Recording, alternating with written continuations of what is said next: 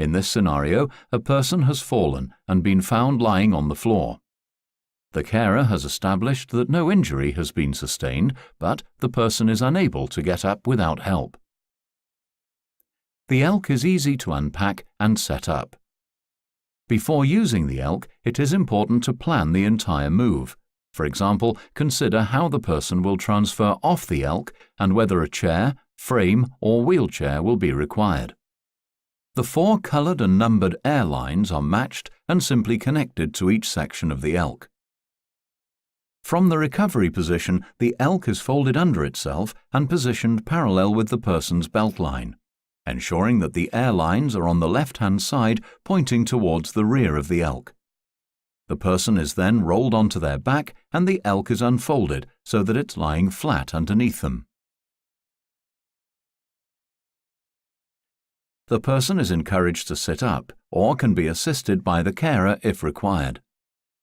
Ideally, the person needs to be sitting centrally on the ELK as close to the back as possible. The person is then asked to fold their arms and, whilst maintaining good posture, the carer continues to provide support. Once the person is in the seated position, it's essential the carer supports them from behind and remains there for the duration of the lift.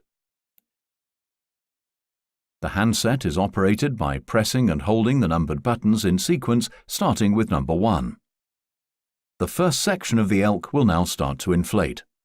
Continue to hold button 1. The airflow will stop automatically once the section is fully inflated. It's important for a safe lift that each required section is full before moving on to the next. Press and hold button 2 to inflate the second section. At the earliest opportunity, the person should be encouraged to bend their knees and bring their feet towards the cushion. Once section 2 is fully inflated, the carer will need to alter their position to maintain adequate control. Press and hold button 3 to inflate the third section. 3 inflated sections will usually be sufficient to enable transfer, but a taller person may need all 4.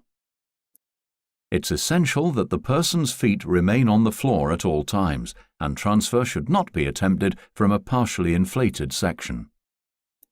Once the required number of sections have been inflated, the carer can then help the person stand up or transfer.